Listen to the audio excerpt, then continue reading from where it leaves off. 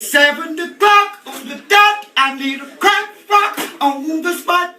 The other day, I received an email from somebody who was a representative at FDMG Academy. I'm assuming it was just one of Dr. Umar's ghost accounts, but nonetheless, they sent me an email inquiring about next year's football schedule. And now on the screen is displayed to you what now is FDMG's 2026 football schedule. Apparently they got plans to play ball next year. I was really confused when I got this email, but I was like, hey, you know what? Might as well entertain the idea if they were going to actually reach out. Don't know how the hell they're going to play the University of Phoenix in week 1, but hey, maybe they'll manage to find a way to do that. Week 2, you got Trap House University. I mean, damn, never heard of them. But hey, guess what? I guess maybe they can give that a shot. University of DeVry. I understand that they're an educational establishment that's built to really give you some true scholars. But I don't know if they play football. The next week, you remember Bishop Sycamore? Yeah, you know what? That was actually not a real school. They did actually line up and play football with people who were supposed to be like in semi-pro college and in the NFL against high school students, and they were still getting the doors blown off of them. But I guess they can line up and play them if they want to go play ball.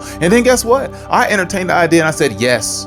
Since you want to play ball week 5, let's go ahead and do it. Random University, line them up. I'm not sure how we're going to field a football team before then, considering we're just an online school only. But you know what? If they want to play ball, then let's play it, because we're really going to be playing ball today with Dr. Umar and the shenanigans that he went out there and displayed on the Danza Project when he went onto that platform. That podcast allowed him a platform to speak his truth. Again!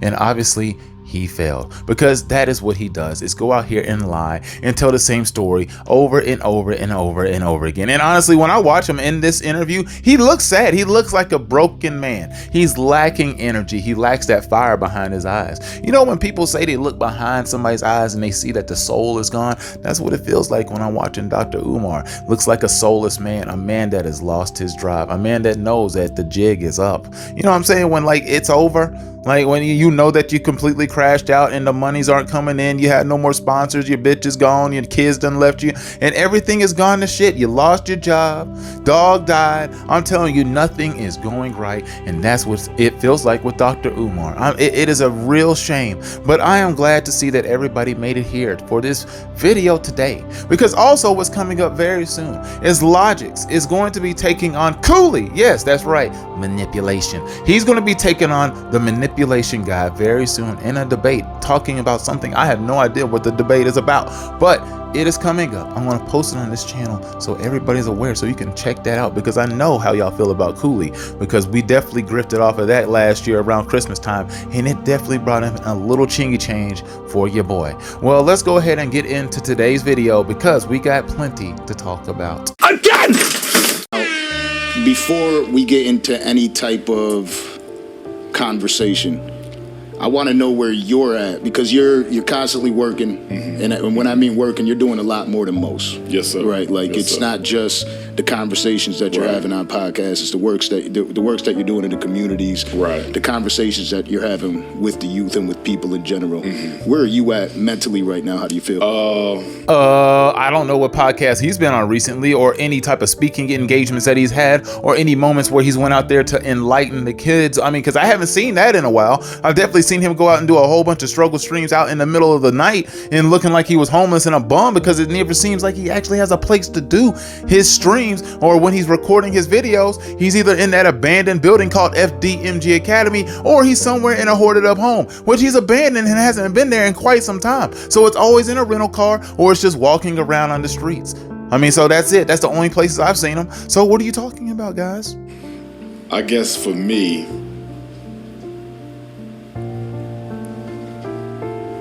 the one thing that I just want to finalize is the renovations on the FDMG Academy. Nigga! You know, we've been almost done for so long. You're right about that.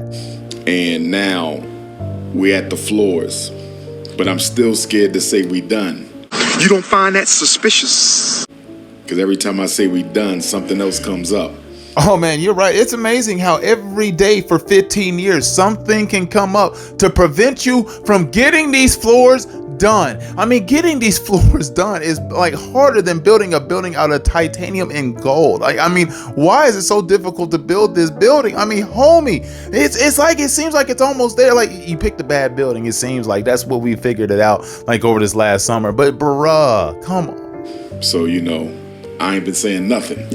My thing is, when it's done, that's when I'll announce it. You know what I mean? I was supposed to go back to the Breakfast Club, and I text Charlamagne. I said, I'm not coming back up there one more time to tell people we almost done. You feel me? Yeah. When we done, I'll schedule with you. I'm not going up to Power 105 again until we done. I'm tired of saying it myself. Absolutely. You know what I mean? So when we done, that's when I'll do it, man. Sounds like Charlamagne might want to start saying his goodbyes to his favorite Pan-African scammer. But we real close.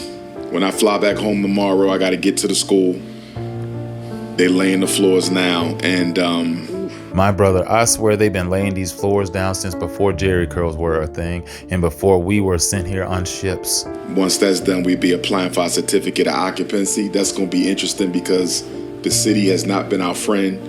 They tried to sell the school behind our back last month for some frivolous expenses that we should not have even owed. So if you just happen to not pay those bills or those, fees that you owe for years, are they not supposed to take back that building? Considering if you don't pay back those fees, it was mandated that they would take back the building because those fees were mandatory.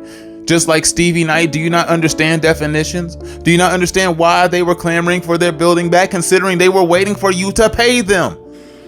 So I'm gonna stay positive, but I'm not looking forward to the inspection.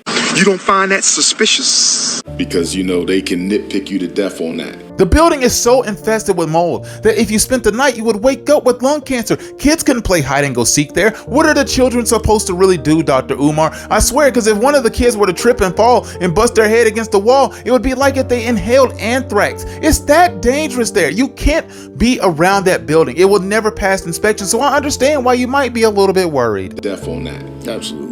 So when people say, when you're going to actually be done, that's not in our hands. We have to see what the city says. And that's never. But I'm hoping after all we've been through, they just say, go ahead. If it's all in order, just pass him. I beg your pardon? But that hasn't been the experience. Like everything we've been through with the city has been a fight. Even to get a permit for the festival, they ain't want to give us that. So it's really been a tug of war with them. I'm just hoping that we don't have to have a protest. I'm hoping we don't have to take them to court for discrimination. The bureaucracy is mostly black. The mayor's white, but the bureaucracy is black. But discrimination is discrimination, even if you're the same color. So I'm just, I'm gonna just put it in the Lord's hands and see. But we knock it on the finish line. So if all goes well, we should be able to apply for the inspection before the end of the year. Jesus Christ, can't nobody serve word salad quite like Dr. Umar Johnson. Dude, nobody can give a monologue like Dr. Umar. Just Dr. Umar Gordon E. Fontunde over there just serving it up. I'm telling you, man, this man is special when it comes to delivering a whole bunch of nothing. His chef special is always a nothing burger. But a lot of people that have never started a business, yes, have never gotten any type of education, what it's like, they have no idea. Never opened a school, never ran a school, but they're experts in our school. Yeah. And I don't get into it, but I hear a lot of it because my supporters send me the clips, and I've heard ridiculous things. I heard people say you can get an HVAC for $5,000. That's a $50,000 unit up there, and that was the cheap one. You feel me? Yeah. This is not a house. This is a school. You're not getting no HVAC for no $5,000. You know what I mean? Every utility that we had repaired, plumbing, HVAC, electric, every one cost us well over $100,000. Nothing was under $100K for repair. And you've had that amount of money donated to you. So why aren't they working? Where's all the HVACs? Why isn't that school up and running? My thing is, if you never did it, why are you speaking on it? And if you're not doing anything for the people, why are you speaking on it? See, that's my thing. Definitely I don't think people who don't do work could criticize people who do work. Now, if you're doing the work, you say, look, I built me a relevant institution. You can speak to it because you did it. You ain't built nothing. I'm closer to building a town full of civilized lizard people than you ever are of building FDMG Academy. Like, dude, you really need to stop this. This is sick. This is actually predatory. There is something truly wrong with you. Actually, as a matter of fact, I'm wrong. I do know what you built. You have built a mountain full of lies, a mountain full of scams, a mountain full of money built on everybody's donations. Donations.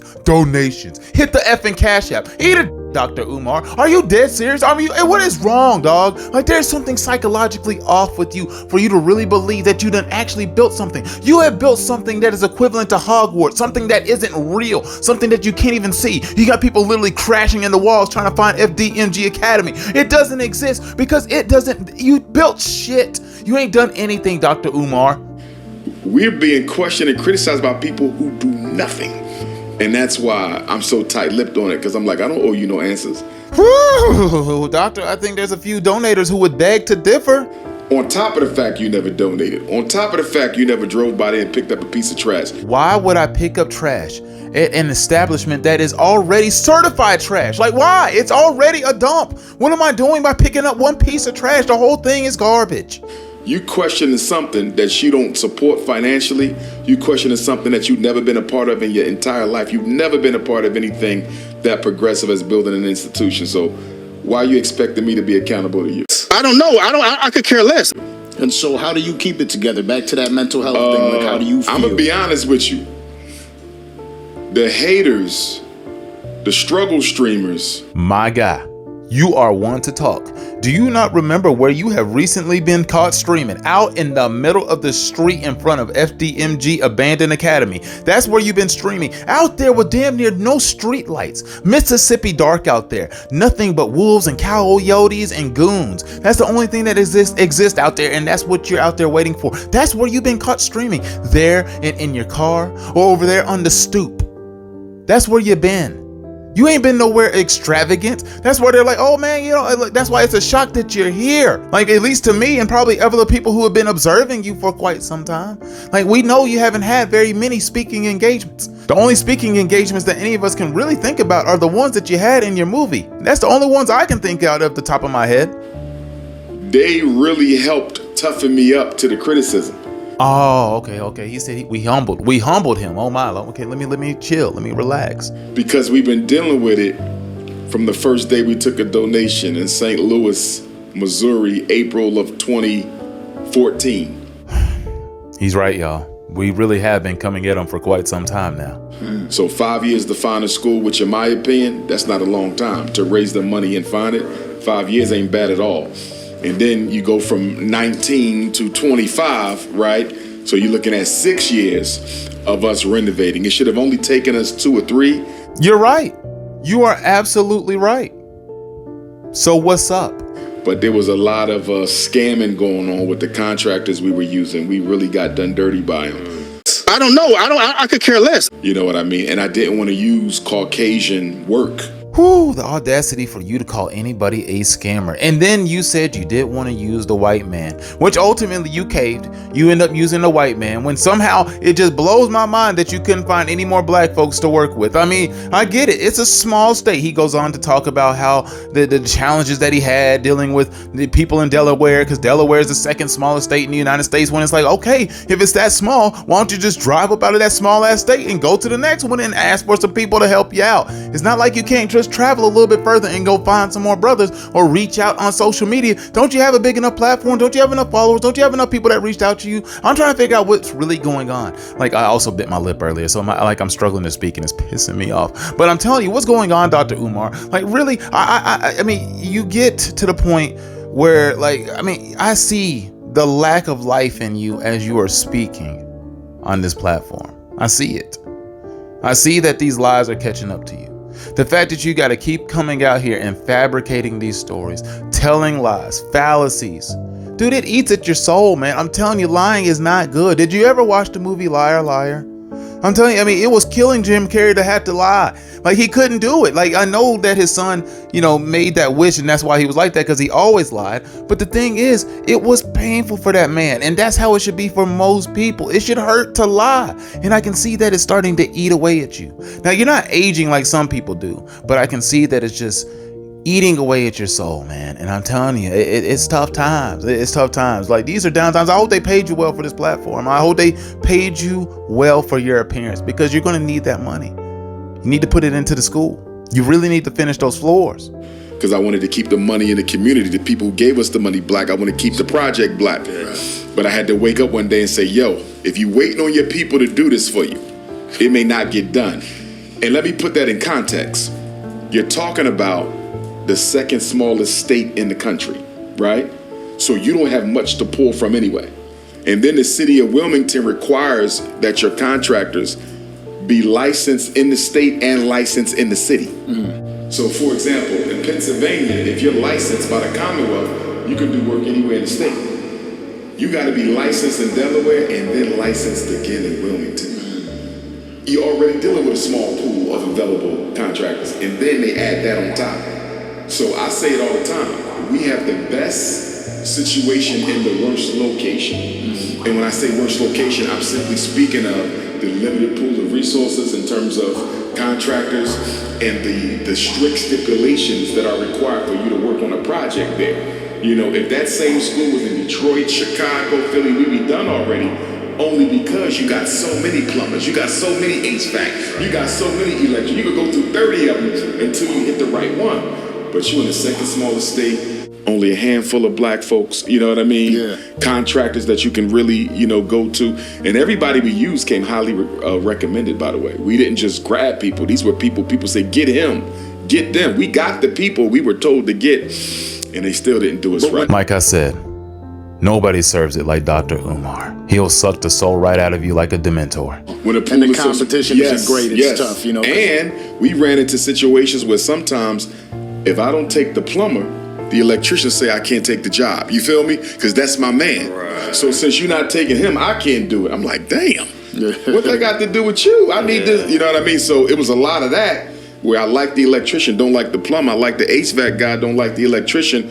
So, you know, it's networks. Yeah. You know, and you're dealing with a really small city, and you an outsider coming from Philly. I had to deal with some of that too. You know what I mean? Because even though I get a lot of love in Wilmington and a lot of love across Delaware, you still got them people say, we don't need him here. You know what I mean? We don't need no big city dude coming down here. We can handle our own business. But I'm not here for you. I'm here for the kids. You know what I mean? Because people say, why did you choose Wilmington? And I like Wilmington. I love the energy there. I really do. But people say, why did you choose Wilmington? I didn't choose Wilmington. I chose the school that was in Wilmington. In other words, we wasn't shopping for cities, we shopping for building. And that had the best building that we found. The other option must have been the old Twin Towers, because I'm not really sure how you end up with this shitty of a building. To end up with FDMG Academy, I'm telling you, your options must have been next to nothing. I mean, it had to be basically anything that was demolished. Like, you might be taking the old Titan Stadium. Like, is that what you're going to be getting next? Because, I mean, that's the only way you end up with that building. I mean, the options couldn't have been good. I mean, to go out here and sit here and lie and say you were doing it for the kids, dude, we all know the jig is up. We know you don't give a damn about them kids. We saw how you treated that kid in that movie. Get the hell up out of that seat. Now, I know that was a movie, but it was supposed to be based on you. And it had a whole lot of creative direction from you yourself, right? I remember we had the stories told, and also they were vindicated. And we also feel pretty good to say that most of that stuff was true, considering that you had to pay Marianne all her money back. Oh yeah, I think you paid her a good settlement, like over $60,000. Oh, thank you, Doc. Glad to know that you paid somebody. Now, hopefully you can pay for that HVAC so you can get this school up and running. But wait, forgot. Gotta break it down first, because you still got too much mold. We should have been in Detroit, but once the archdiocese found out who I was, they wouldn't sell me none of the schools. I knew we was in Detroit. Doc, why wouldn't he want to sell you one of the schools? Me and my mother was preparing to move to Detroit. I said, Mom, we going to Detroit. We out. It's going to be cold. She said, I don't care. Let's go. And then the Jewish realtor for the archdiocese, and I thought that was interesting, that the archdiocese had a Jew, because if you understand that history, but he said they want to see your curriculum. I said, we buying the school cash money. What you need to see my curriculum for? This ain't no charter school. You follow what I'm saying? This ain't no lease. Right. I'm buying and we done. What you want to know what I'm teaching for? Sir, we just want to make sure we know who you are, considering you go by Mr. Jermaine Shoemake and also Dr. Ifan Tunde. So which of these identities do you choose to go by today? Religion? Is it a religious thing? Like, where's the pushback in that city? I think it's just that they knew who I was and wasn't going to sell. And guess what? Every school in Detroit that we wanted, still sitting there. And it's in the same condition as it would be if they would have gave it to you, except now they know that nobody owes them any money. So that's why I tell people you got to understand that when it comes to white people, they're more about power than money. Yeah. If they was about the money, they would have sold us the building. They all there. They was about the control. We don't want him teaching that. They were thinking, no, we want to get paid. They have no clue about it. And then when somebody don't finish their work, so let's say the electricians don't finish their work, you got to get another electrician to come behind. No contractor, what I saw, they never want to say the previous contractor did a good job. You know what I mean? Yeah. It was like, we got to do it over. You know what I mean? I'm like, I can't build from where they slept. Nah, they didn't do that. Nobody was able to say we could pick up where they started. You know what I mean? The plumbers, nah, they didn't do this right. And I know they did it right, but you just want to get paid the full thing. Yeah. Project. So we had to deal with that, you know. But the white folks, they did it. They charged us up. They overcharged us. But at least they finished the job. What did these supposed white people charge you for? There was no work done. Nothing's done. The school's not functioning. There's nothing running. It doesn't have water. I mean, what's going on? Like, what work did they actually do? Can you confirm that? Which white people did you go to? Never seem to have named any of these sources. Sort of like how people are always waiting for receipts in these debates for Stevie Knight. Where are yours? So that's where we at. And then you have people say, well, you know, if he's on his Pan-Africanism and his Garveyism platform, why would he let white people do the work? You have to distinguish and differentiate between charity and business. We don't accept donations from non-Africans, right? But if I have to pay a non-African to do a job, that's business. That's not a handout. They're not volunteering. They're not giving us nothing. We're paying them to do a job. You see, it's like if I have a store and a white person comes in and buys from my store, that's no contradiction. That's business. But if I got white folks coming in there financing me, that's a contradiction. You see, so people say, well, that's a contradiction. You got white folks doing the work. That's called business, bro. So you can find any brothers anywhere to help you finance or build this building. Get it deconstructed, take out the mold, get these floors done for the love of God. Like, just stop talking about the floors, man. Like, we know these floors ain't gonna get done. It's okay if you walk through the building and you fall through the cracks. Like, we all believe that's gonna happen.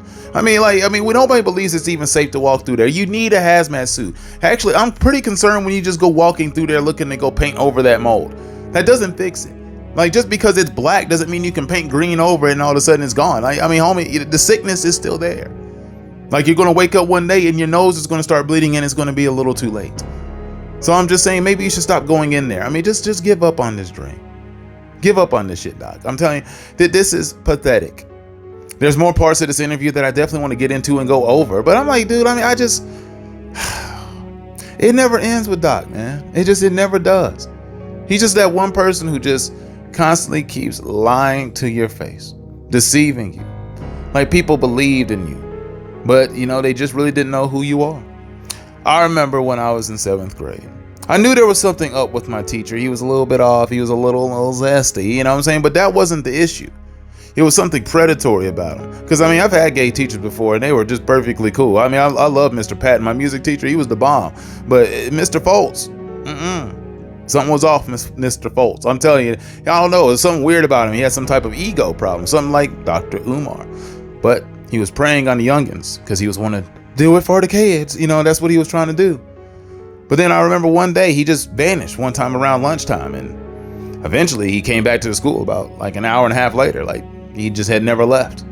When he got back to the school, all of a sudden police just showed up, like lights everywhere, scaring him. It was a mess, man. It was real quick. They seized this man, threw him up against the wall and everything, took him in. Come to find out that this man had left the school, went over to the local high school right nearby, drugged the kid, raped him, and basically tossed him aside and just came back to school like nothing had ever happened. Just thought his crime would just go away.